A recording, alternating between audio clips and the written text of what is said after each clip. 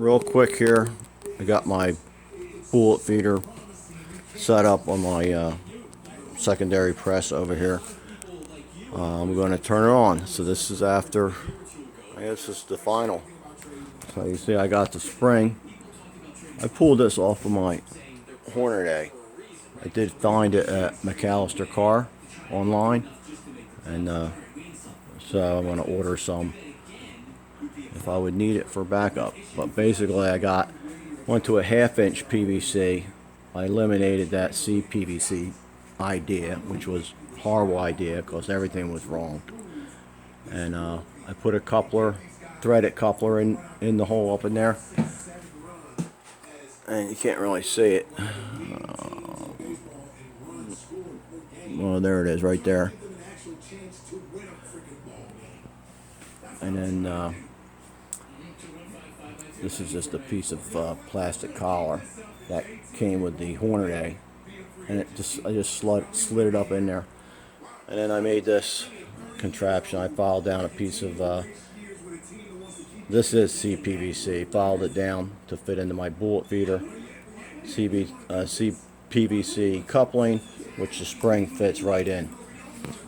All right, so I guess we're turning on.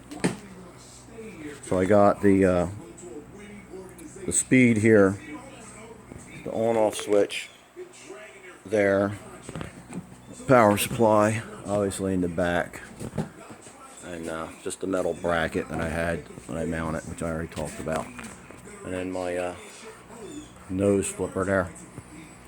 So that's, without further ado, I want to put it about 5, which is about a little less than half. Oh, 6 is good. Let's see if it works. All upright so far. They're flipping good. Feeding in.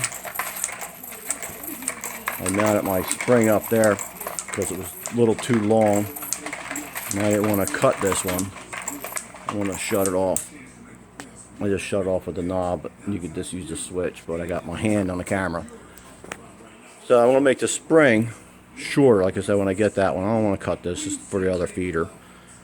That way it's more direct, because it gets heavy right here. And until I mount a sensor up to shut it off, I don't want it to overfill and then have a big mess. Well, that's about it. But it looks like it's working. So they're half flipped there, so everything's going good. I did have problems with it, with the bullet hole, the feed hole, drop hole.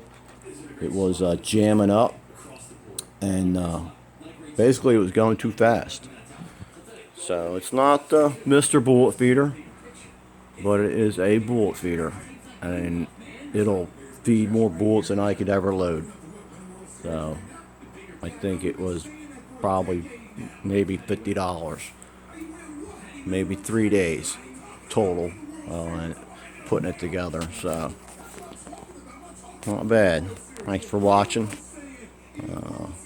See you guys later.